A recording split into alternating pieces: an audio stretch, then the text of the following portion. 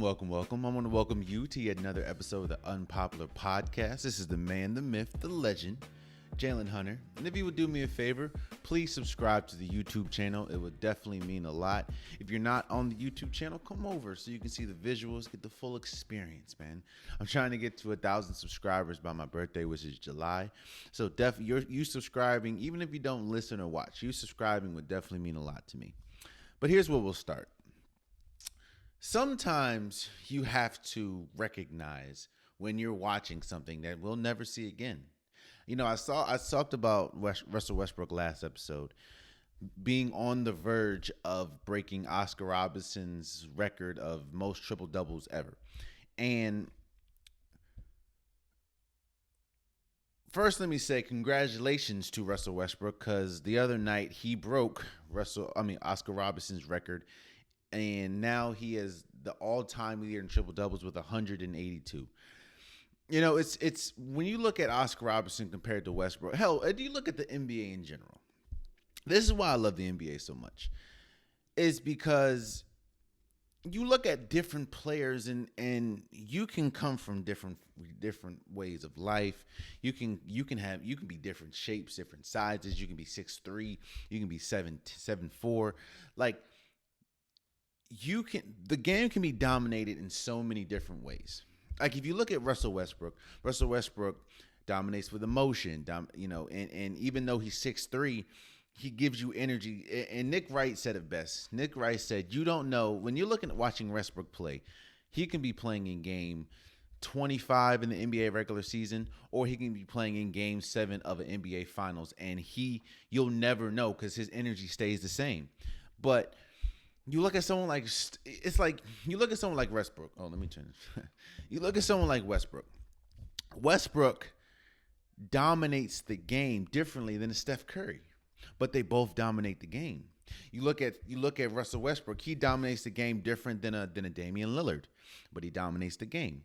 You look at Russell Westbrook. He dominates the game differently than a LeBron James or a Kevin Durant. But they dominate the game. That's why basketball is so beautiful, man. You can approach the game in so many different ways, yet and still have the same impact and effect. But I want to congratulate Russell Westbrook, and I think, you know, a lot of people want to. Anytime somebody accomplishes something, or anytime something is a feat is broken, a lot of people want to, but what about the rings? Or, you know, he played with James Harden and KD and he couldn't win a ring, and this, that, and the third. I'm not here to do that. Russell Westbrook will go down in history as one of the most unique players we've ever seen, one of the best players we've ever seen. Russell Westbrook, I mean, again, you go from nobody, not even Jason Kidd, who we know is a person that regularly got triple doubles, Magic Johnson, LeBron James. Nobody thought that Oscar Robinson's 181 triple double record could ever be broken. Hell, as a fan watching basketball, if it was going to be broken, I didn't think it was going to be broken by a guard that's 6'3". I'm 6'2". So a person that's 1 inch taller than me broke a 47-year record. That's incredible. And again, man, I might do it on another episode, but where does Russell Westbrook rank as far as history? I don't know. I haven't done my research with that yet, but I do know that, and I said it last episode, Russell Westbrook is unlike anybody we've ever seen. Russell Westbrook, again, he's the type of player, you know what it is? When we talk about one reason why, let me I guess I'll pick on a player. Let's talk about Andrew Wiggins right quick. The reason why we fans get upset with Andrew Wiggins, because we know that he has the talent, we know that he has the physical attributes, we know that he has the ability to be great. Andrew Wiggins has the body type. Like, Andrew Wiggins, if you look at Andrew Wiggins, you know that's a hooper. Like, that's a dude that plays basketball. And The thing that we get upset with Andrew Wiggins about so much is his motor. It's like, does he want it? Does is Andrew Wiggins the type of person that wants to be great? That's the same. That's the same criticism that Kevin Knox is receiving right now. I totally forgot about Kevin Knox until an article came out saying that Tom Thibodeau, the coach for the Knicks, was saying that and he doesn't like his motor and stuff like that. But needless to say, when we talk about Westbrook, you don't have to worry about that because Westbrook goes 100% all the time. You know what? It's funny. Let's talk about that game real quick. The game that he broke. They were playing the Hawks. Bradley Beal was out. Russell Westbrook got the triple-double, of course. But we saw Russell Westbrook. We saw the totality of Russell Westbrook in two plays. Of course, the play with getting the rebound. That's the play that got him the triple-double. Of course, that's Russell. And then the very last play of the game, 5 seconds left. You go down the court and you need 1 point to win, and you shoot a three. It's like I'm not here to bash Russell Westbrook, but that's Russell Westbrook. That's Russell Westbrook. He'll give you a triple-double, but his decision making isn't the greatest, but he's still great at what he does. And again, man, it is funny. You can roll back the tape. I mean, all my episodes are pretty much archived in YouTube or wherever whatever DSP you listen to. But when John Wall got traded for Russell Westbrook, I was one of the people. I was upset because I know how much John Wall means to the city. I know how much John Wall means to the Wizards. I mean, it was the Wizards' last number 1 overall pick since Kwame, and I felt a type of way. But I did say, if Russell Westbrook, at the end of the day, you're getting someone that has an injury history, and that we don't know he hasn't played for like 2 years, and we're getting someone that, while he does have sort of recent injury history, he's a triple-double king. And if we get the best of John Wall and the best of Russell Westbrook, Washington won the trade. Now, John Wall, even though his season did end early with an injury, John Wall had a great season with Houston, even though Houston's trash. Had a great season with Houston. But this is the Russell Westbrook that I expected to see.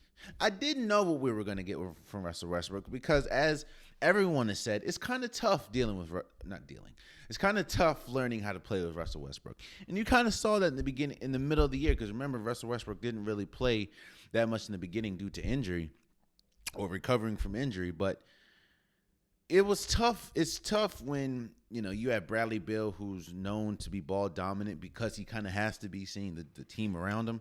And then, of course, you got Westbrook, who's known to be ball dominant, and he flourishes with the ball in his hand.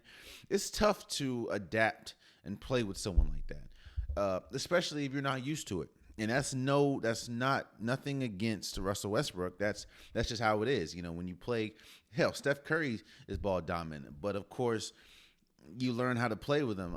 Damian Lillard's ball dominant. LeBron James, even though he's good with passing, the ball needs to be in his hand for him to flourish. So that's not a knock on Westbrook. That's just saying it's tough to play with someone like that. And let me say this: it's tough to learn how to play with someone like that. But once you do, Washington's clicking on all cylinders right now. Even though we know Bradley Beal is kind of out with an injury right now. They're clicking on all cylinders, which is the right time to do it. So, but yeah, man, congratulations to Russell Westbrook becoming the all-time leader in triple doubles with 182. And the beautiful thing about this is, I think the record's broken, of course, but I think he's going to shatter this record.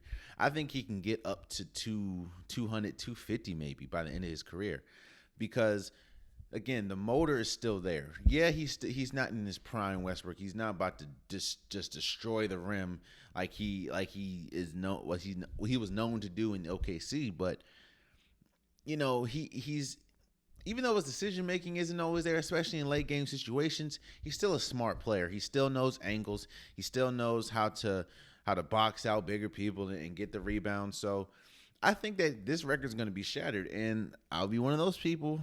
I know all records are meant to be broken, but I don't know how quick this record is going to be broken, seeing as though how this is something that has been standing for 47 years before Russell Westbrook came in. And hell, you got people like LeBron, you got people like KD, you got people like Nikola Jokic, you got people like what's his name, Luka Doncic. All these players are able to get a triple double any given night, and who knows? One of these players maybe will be able to average a triple double for a season, but the way the game's going, the way that it's played, I don't know if we ever see someone average a triple double 4 out of 5 seasons.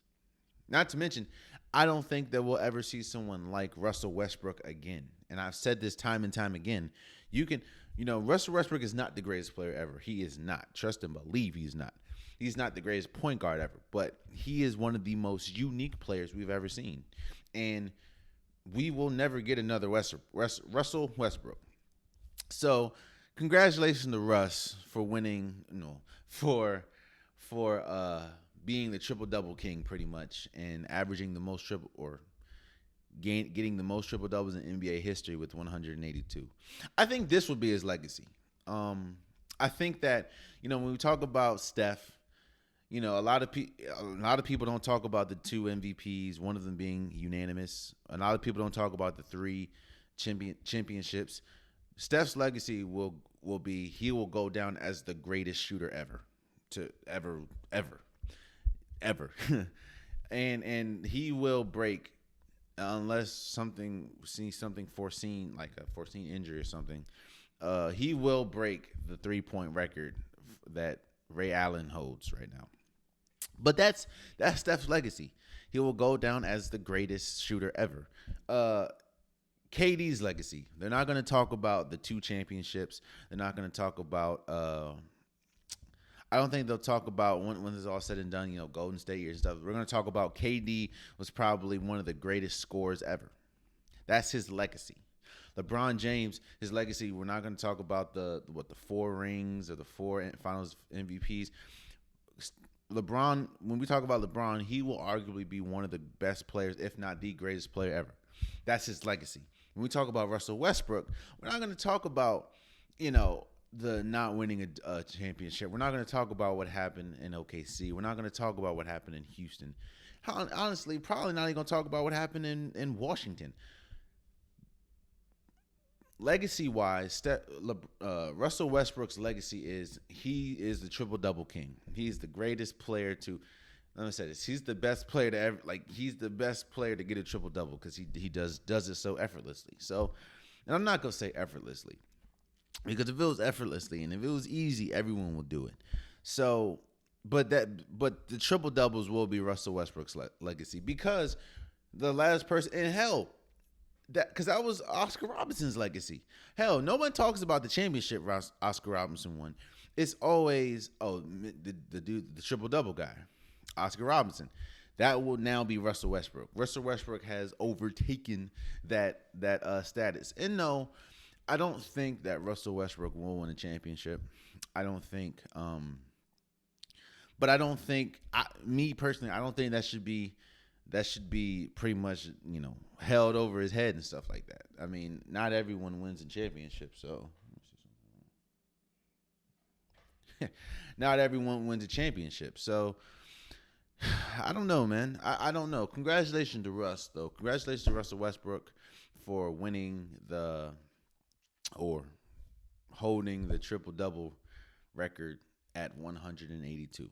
So congratulations to you, and this is definitely your flowers.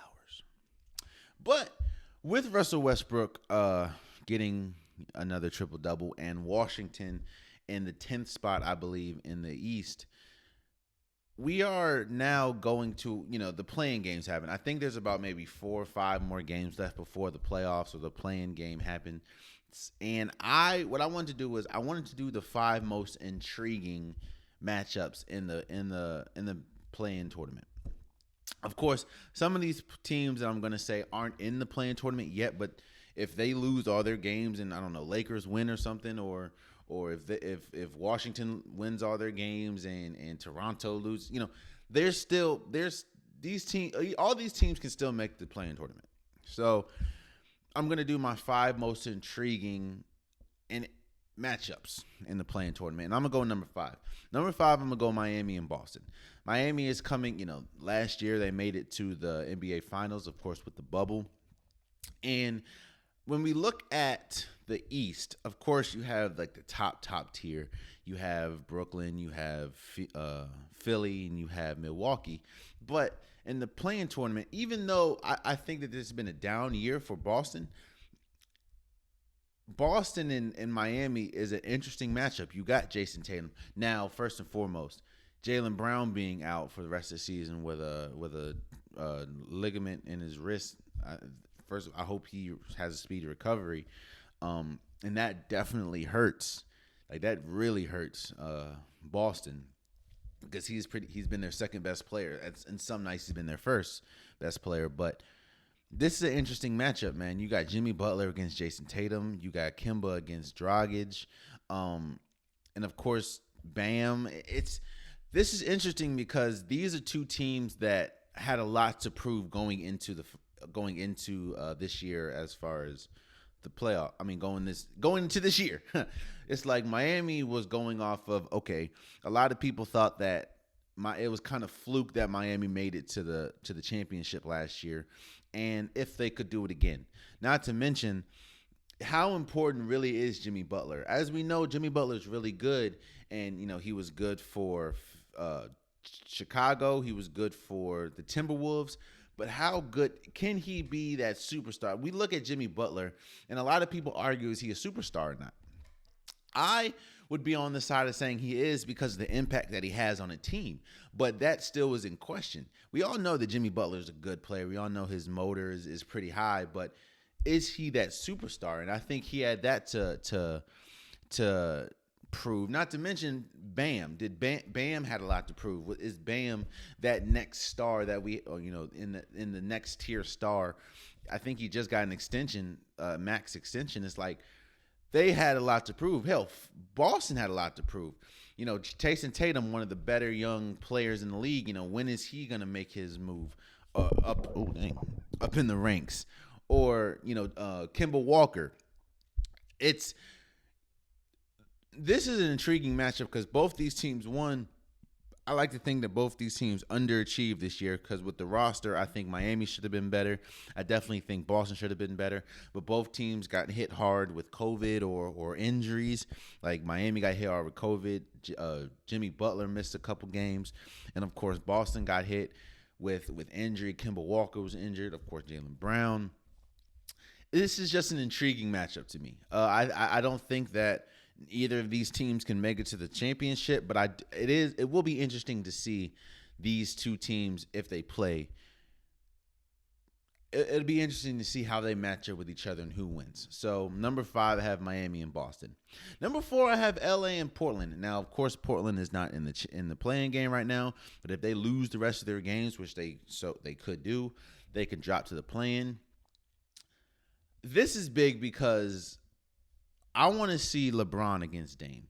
Do I think that both teams are evenly matched? No, because you have LeBron and AD, and then you have Dame and CJ or pretty much CJ. And I don't think that Portland doesn't play enough defense to stop LeBron. Now I know you have Robert Covington that you're going to throw at LeBron, but Portland doesn't play enough defense to stop the Lakers. But you do want to see stars match up. That's kind of the calling. That's one thing that we will have in the playing game. You have Miami with Bam and Jimmy Butler. You have Boston with Jason Tatum and Kemba. Ja Morant's going to be in there with Memphis. DeMar DeRozan's going to be in there with the Spurs. Maybe you have the Hornets and LaMelo Ball. They definitely want LaMelo Ball in there. So you're definitely going to get the stars, and I definitely want to see stars play. And we know how Damian Lillard just goes crazy every time he plays LeBron or plays the Lakers. I'm not saying that they always win, but that's something that I would like to see. I think that it would be kind of I don't think Portland can match up, especially if the Lakers are completely healthy. Now, of course, we have to. LeBron James comes back he came back yesterday, I think. So we'll see how that goes. But you know, number four, I'm gonna do Lakers and Portland. I think that would be a fun matchup. You have two teams, one that of course isn't really led by. It's an offense, running gun team in Portland against LeBron, a smart, savvy, defensive team in the Lakers. So I would love to see that. Number three, I would love to see. Number three, I'm gonna say Washington and Boston because of the Bradley Beal. You have Bradley Beal, Russell Westbrook against Jason Tatum and Kemba Walker. While Kemba Walker is to me the last in that for the matchups. Of course, we know that the St. Louis ties that Jason Tatum and Bradley Beal have, but to me, you have at least two of the better scorers. I mean, hell, Bradley Beal is second in scoring right now in the league, going against Jason Tatum, who has a 60-point game this year and a couple 50s. So this to me would be a score. I think it'll be an evenly matched game. Now, again, before the season, I don't think it'll be even because we would think that Boston should be a little higher than they are. But this is definitely something that I want. I want to see Bradley Beal go up against Jason Tatum. I think that those are two of the better stars that the East has.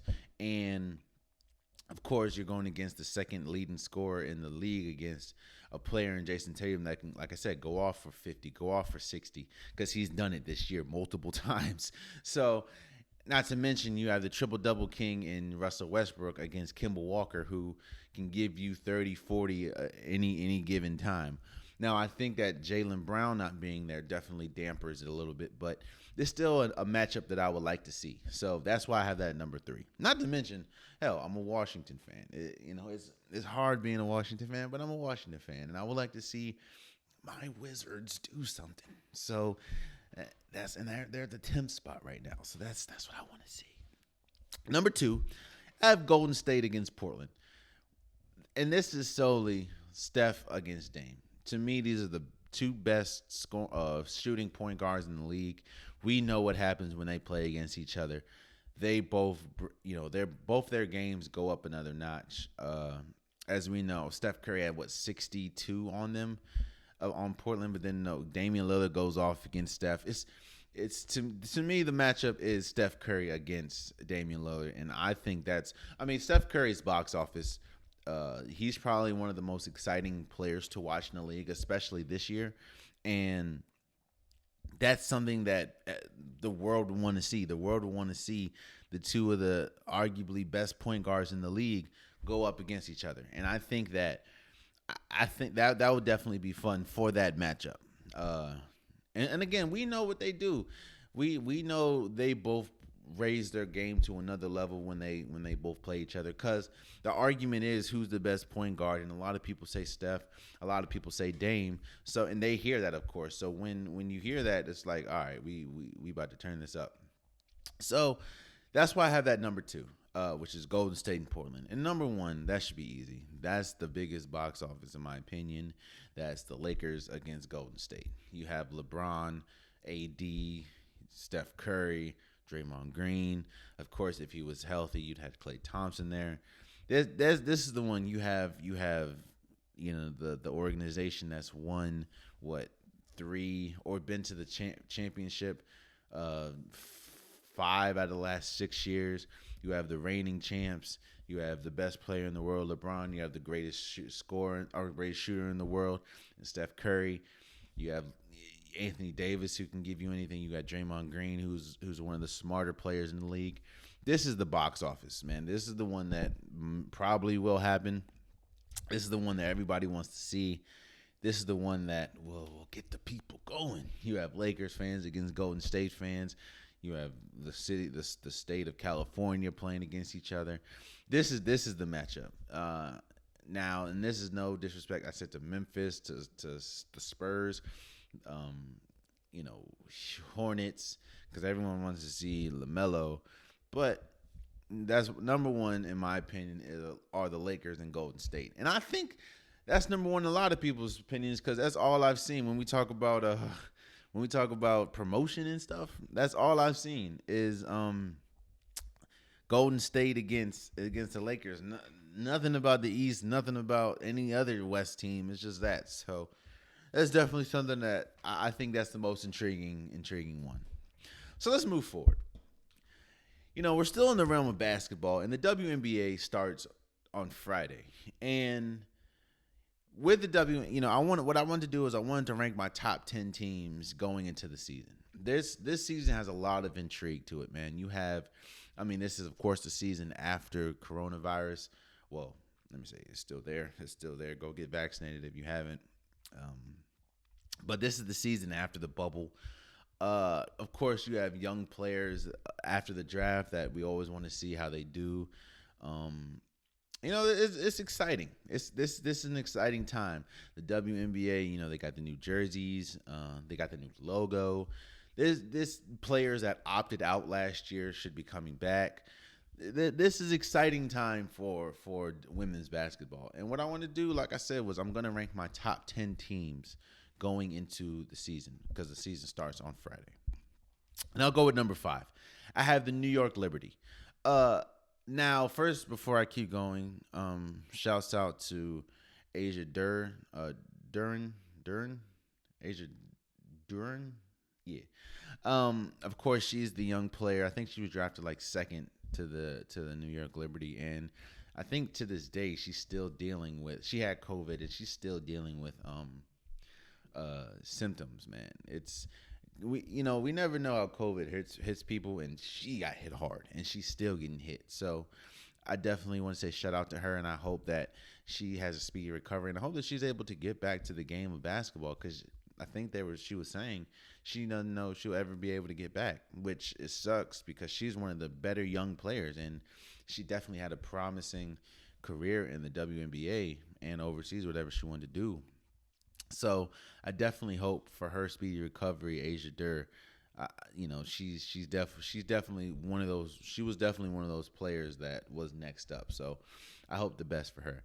But like I said, the New York Liberty, I'm gonna put at number 10 because they just acquired Natasha Howard, and we know wherever Natasha Howard goes, she pretty much brings winnings. She was with Seattle, they won, and of course you have Sabrina Descu. Now her season ended last year due to injury, but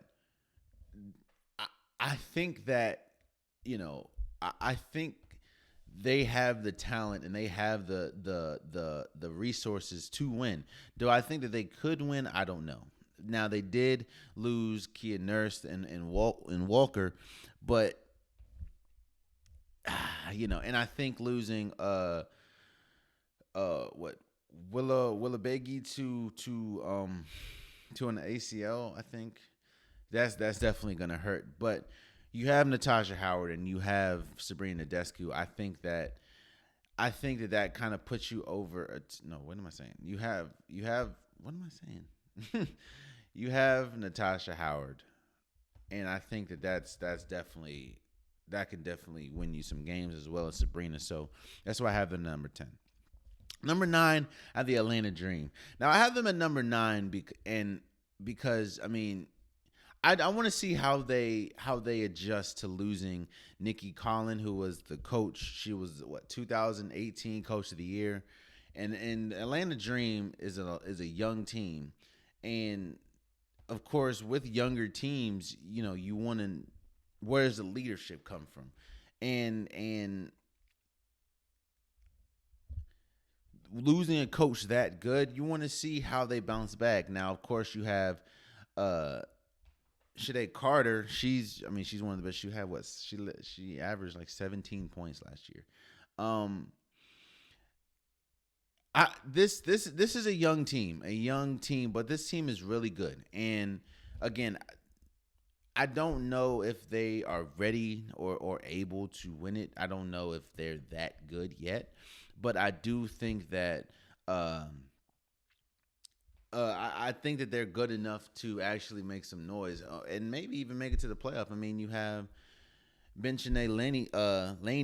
You have you have Elizabeth Williams. They have good players. It's just I want to see where the leadership comes from. Can Carter be the leader? Can Laney be the leader? I don't know, but definitely want to see. And I definitely have the Atlanta Dream at number 9. And number 8, I have the Connecticut Sun. And honestly, I have the Connecticut Sun because even though they lose Elisa Thompson to Achilles, you still have DeWanna Bonner. You still have Jaquel Jones, who can arguably top 10 players in the league.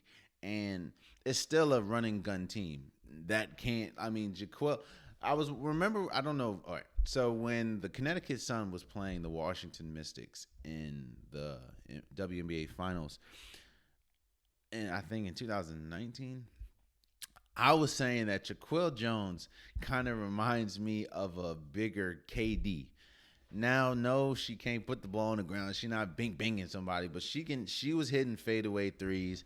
She was hitting fadeaway jump shots, and of course, a lot of people forget about that because she opted out last year.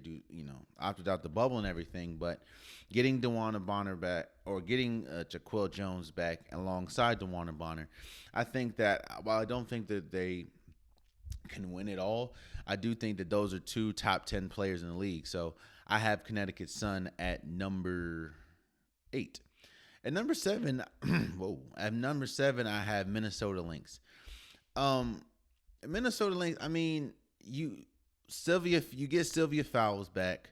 Of course, you have you have 2 Rookie of the Years in Fiza Collar and Crystal Dangerfield. Of course, you add Kayla McBride. You have Area Powers that used to play for the Washington Mystics, and you have Natalie Achwan. Like this team is good enough, honestly. Of course, we need to see what happens when you bring back Sylvia Fowles, who didn't play. I think she opted out last year. That's a big piece. She is a centerpiece of a team. So, you have that. You have all these players. We'll see. And of course, you have Bridget Carlton. This team, honestly, I think that this could be a sleeper team. The Minnesota, even though I have them at number 7, this could be a sleeper team because you have 2 Rookie of the Years, and you have Sylvia Fowles. You have all those players. Getting Kayla McBride was huge, as well as Aerial Powers. That was huge, and I want to see how they're able to integrate all those new players with Sylvia Fowles. So that's why I have Minnesota Lynx at number 7.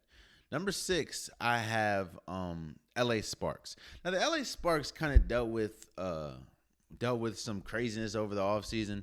I mean, with Gabby Williams, who the team announced that she was suspended for the whole year, and then they traded her to the Chicago Sky. And Gabby Williams is a really good young player, but I don't know how that's gonna go. Not to mention you lose Candace Parker, who was a staple for the team, but I mean you still have the Nabumike sisters. And not only do you lose Candace Parker, you lose Chelsea Gray and Craya Williams. But you still have Nneka Abumike, you still have Shanae Abumike, Tia Cooper. Like you have some good players. And you get Chrissy Tulliver, who used to play for Washington. She's there. Amanda Zui. You have some players. I just don't know. I think that you're gonna go as far as Nneka Abumike, where she takes you. Outside of her and Shanae, it's pretty much, and Chrissy Tulliver, it's pretty much a younger team, but again, you're going to go as far as Nabumike, who is a top 5, top 10 player in the league. You're going to go as far as she takes you. So that's why I have LA Sparks at number 6. Not to mention losing Gabby Williams, losing Candace Parker, losing Chelsea Gray. That definitely was huge, and see how far they can take it. So at number 5, I have the Phoenix Mercury. It's really Diana Taurasi, Skylar Diggins, and Brittany Griner. That's pretty. However far they take you, however far you're going. You have one of the best big men. You have one of the best guards in the league, and Skylar, and of course Diana Taurasi, who is a staple for the WNBA. However far they take you is however far you're going. Not to mention you add Kia Nurse, who was a great young player for the Liberty, and you add Megan Walker. It's. I think that this team on paper, of course, is definitely good enough to win it. It's just, will they put it together? And are the others? We talk about star players, and you need good others, I guess, to win. So are the others? Will Kia Nurse and Megan Walker be able to integrate themselves? A game that Skylar Diggins and Diana Taurasi isn't doing well. Can Brittany Griner pick up the pieces? If Brittany Griner and Diana is not doing well, can Skylar, it's just they need to play with each other and a little bit more to see how they can grow. And because, again, on paper, Phoenix has 3 top 15 players in the league, and so we'll see how it goes. And that's why I have the number 5. Number 4, I have the Chicago Sky. The Chicago Sky getting Candace Parker, to me, was huge. Now,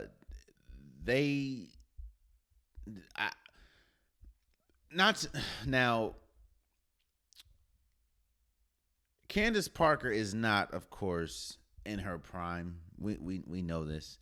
But you pairing her with the Diamond DeShields, you pairing her with the Aja Stevens, a lot of people think that Candace Parker could be the piece to put the Chicago Sky over the top. I of course, what's going to happen with Courtney Vandersloot and Allie Quanley? A lot of people think, Diamond DeShield, she's one of the better young players. I think she averaged 16 points last year. It's just, I think that they're good enough. I don't know. Let me say that I have them at number 4 because they're still a really good team without Candace Parker.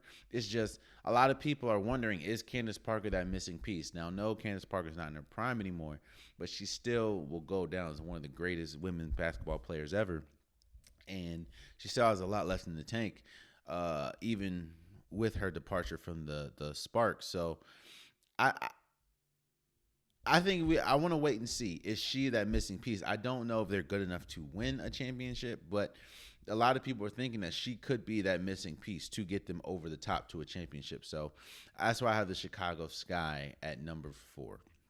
Number 3, I have the Washington Mystics. Now, a lot of people forget about the Washington Mystics because of what happened last year, and the Mystics dealt with a lot of injuries and a lot of opt-outs.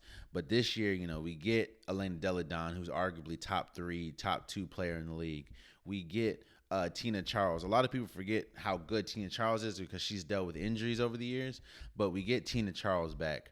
Of course, we got to know what's going to happen with Emma Mieseman, and losing Powers definitely hurts. It's no, but we have Maisha Haynes Allen. She had a really good year. I think she averaged 17 points last year, and her being alongside a Tina Charles and a Elena Deladon, we definitely we have 2 top 10 players. And one of the players is Elena Deladon, who is arguably top 3 player in the league, top 2. So I think we will definitely, a lot of people forget how good Tina Charles is, and a lot of people forget how good Washington can be.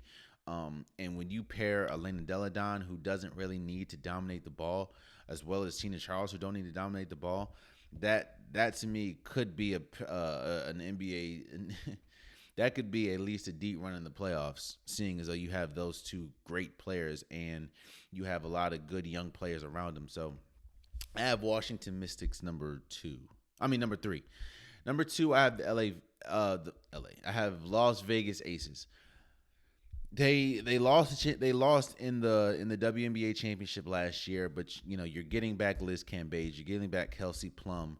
Of course, you have Aja Wilson, who was the WNBA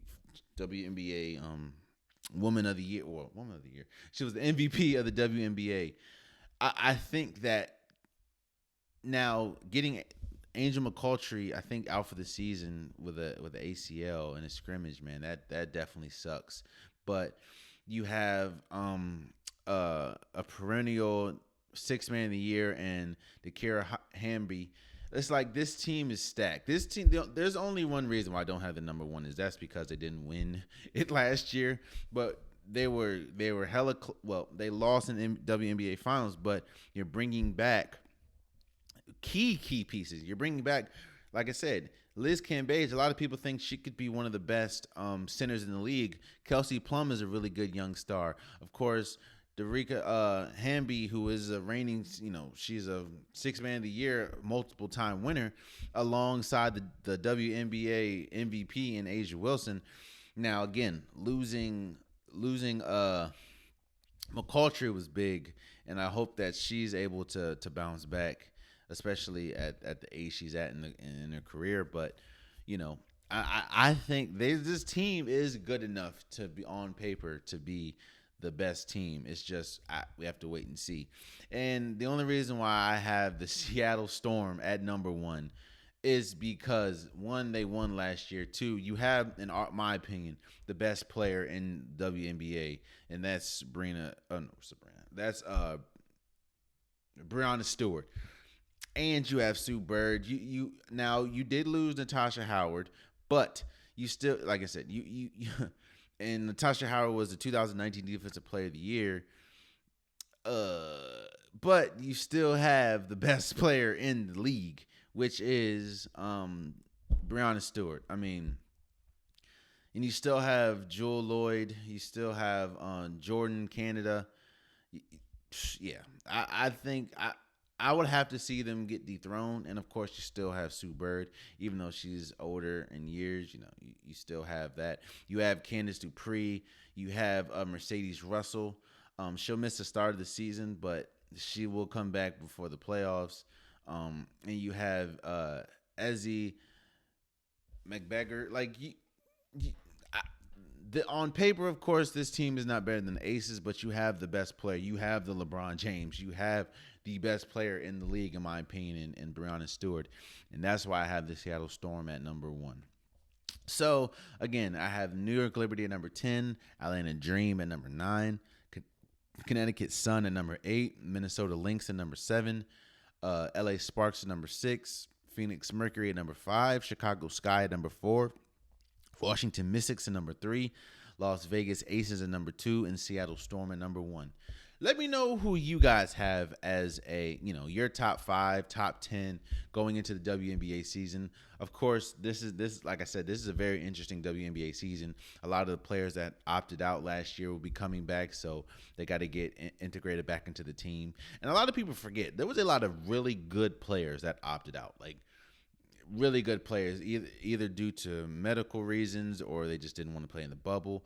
Especially when we talk about teams like the Mystics or like Phoenix or like the Connecticut Sun. Like, so there was a lot of players that opt out, a lot of really good players. Not to mention you have Dallas Wings, who had three of the top 5 picks, and see how those rookies do. They could have been top 10 in my opinion. They could have been at the 10 spot, but I do like the veteranship of Natasha Howard and Sabrina Nadescu, and that's kind of why I put them over the Wings. However, again, the Wings have 3 of the top 5 picks in the WNBA or in the last WNBA draft. So this is an interesting season, and I'm interested to see how they do, and I'm interested to see who will reign supreme and rise up to the top. Because there's always one team that you don't expect to be that good, and they turn out to be like they were really good. And there's always a team that will shock you.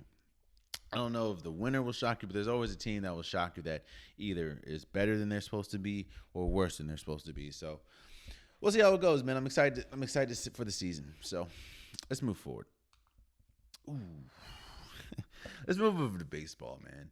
So a lot of people are hitting the panic button for the Dodgers. The Dodgers have lost 5 straight series, and this team on paper is this team on paper is the best team in the MLB, and honestly, they're one of the on paper they're one of the best teams ever assembled.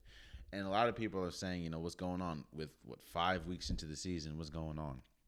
I will say this: there are some things that concern me about the Dodgers. I think that we should calm down and relax a little bit. It's still early in the season. We all know how long the baseball season is, and anything can change. It's still early, but there are things that concern me about the Dodgers. One, their bullpen is god awful. Now their bullpen is god awful due to some of the players just haven't stepped up, but they also, they've hit with injury hard, man. Cody Bellinger's out. Zach McKinstry is out. Edwin Ruiz is out. Corey Kinbell is out. Buster Gatrell is out, and David Price is out with injury. Like those are key pieces, especially Cody Bellinger. And a lot of those pieces are part of their bullpen. Now, the people that they have, their bullpen has not stepped up. Of course, while the Stars have been all right, the bullpen has lost them games. Like, they were up big against the Angels, and they lost that lead and lost the game ultimately because of the play of their bullpen. Now, I will say this. You have to look at some of the stars. Trevor Bauer, he hasn't been good. He said he came out and said he's frustrated. He ain't been good, really. And, of course, Dustin May going out with Tommy John surgery. That's a big – this team has just got hit hard with injury.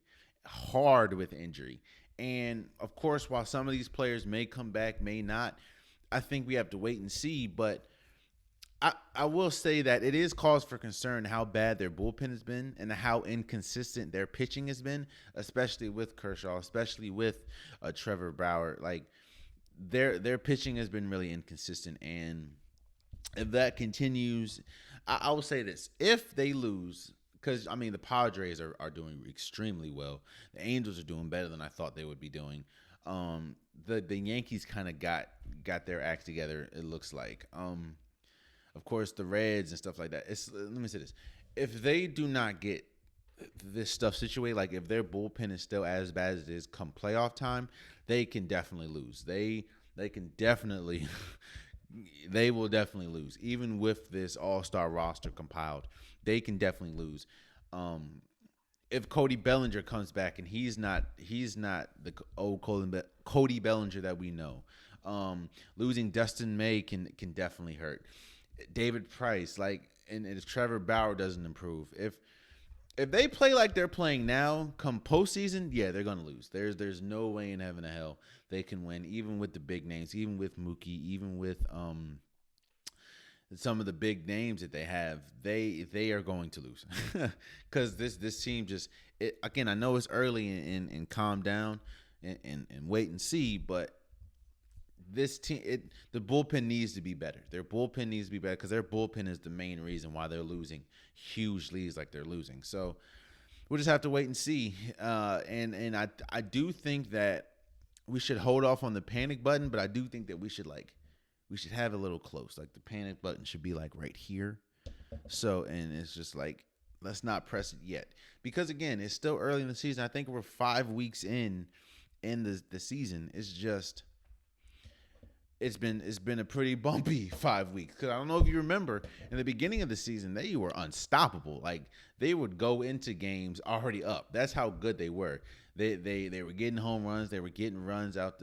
They were incredible. And then injuries started to hit them hard. Their bullpen started to hit them hard. So, I think we should wait to see. We should wait to see, if this is just the lulls of the season, or if their bullpen if their bullpen doesn't improve and some of their pitching doesn't improve, they will most definitely not win the World Series. So we'll have to see. Moving forward. Canelo Alvarez, we'll move over to boxing. Canelo Alvarez beat Billy Joe Saunders via TKO in the 8th round on Saturday. And this is just an appreciation for Canelo Alvarez. You know, we talk about some of the best boxers. We always talk about Floyd. We talk about Tyson Fury. We talk about Anthony Joshua. We talk about Deontay Wilder. And we talk about historical ranks. We talk about Mike, Muhammad. You know, we talk about some of those fighters, and quiet as is kept, even though, you know, he's 56-1 and 2. A lot of Canelo Alvarez doesn't get talked about a lot. He's one of the better boxers in history of boxing, which he is. Now, I understand that one was against Floyd, but I mean, Floyd's arguably one of the greatest to ever do it.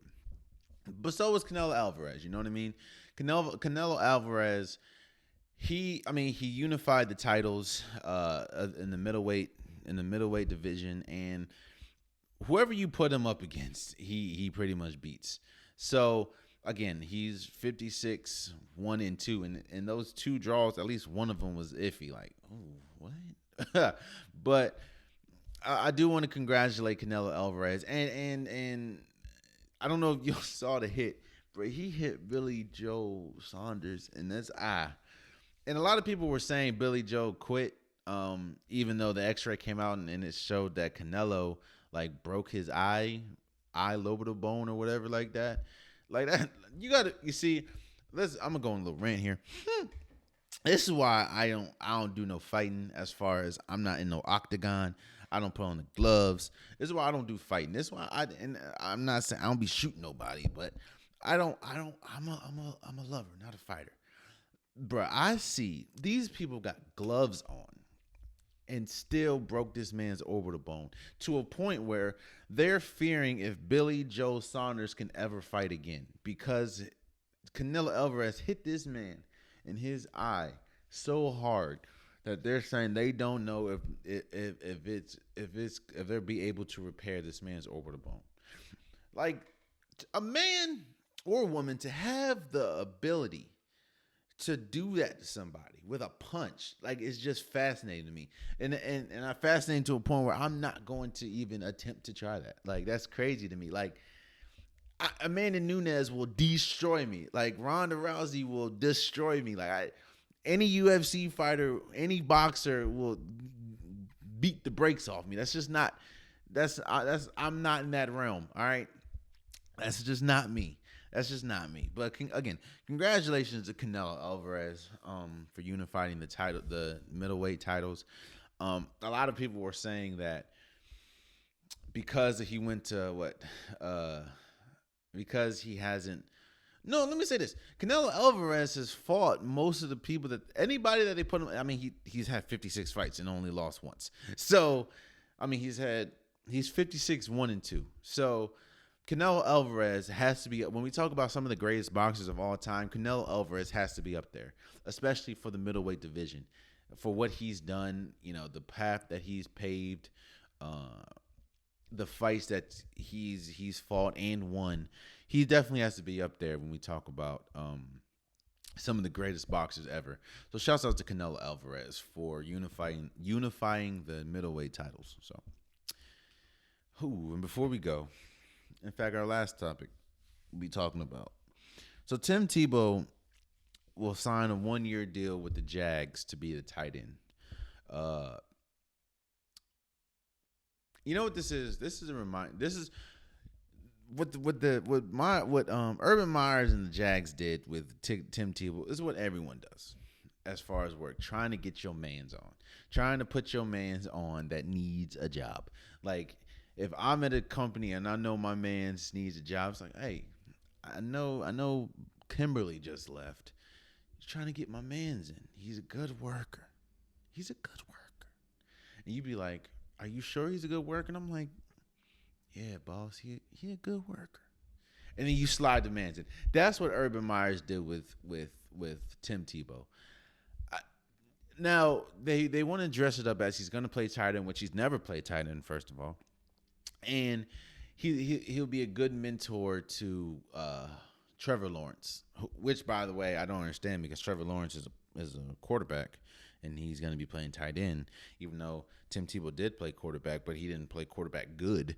So I don't know. Now, a lot of people want to say, Tim Tebow, how does he get a shot and Colin Kaepernick doesn't? I mean, we've gone over this several times. I don't think that Colin Kaepernick will ever play in the league again.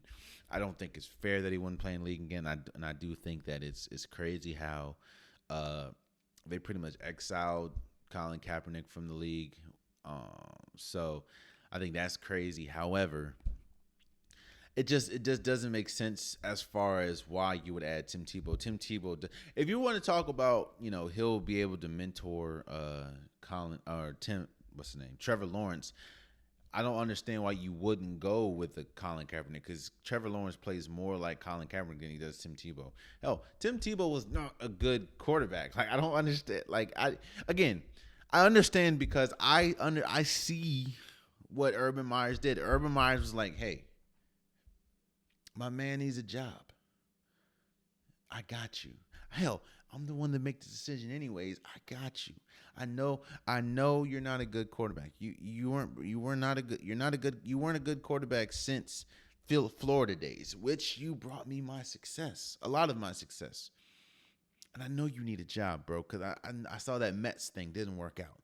The baseball didn't work out. You were kind of like Jordan when it was in baseball. Here, come here. I'll dress it up and say you can play tight end. I don't know if you can even play tight end because you never played it, but I got you. So what Urban Meyers did was he put his mans on. So that's all that happened, man. And do I think it's a good move?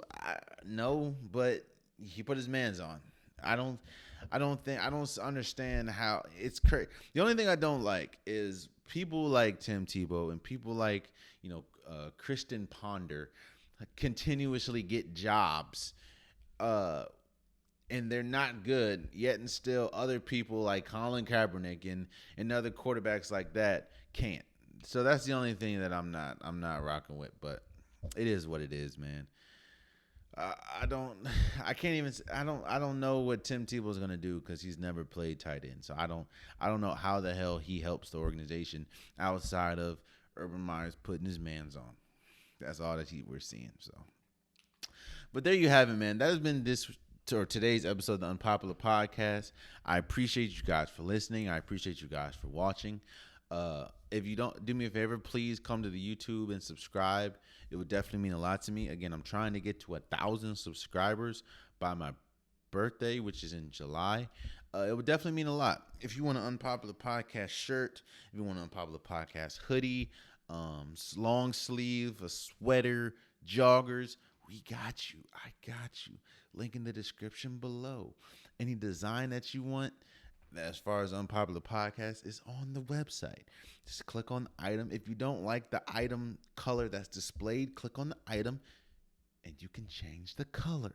That's why I got you. But again, go get you an Unpopular Podcast merch, man. But I appreciate you guys. I love you guys, and I appreciate you guys for continuously rocking with me and showing me support. It definitely means a lot, man. But until next time, much love.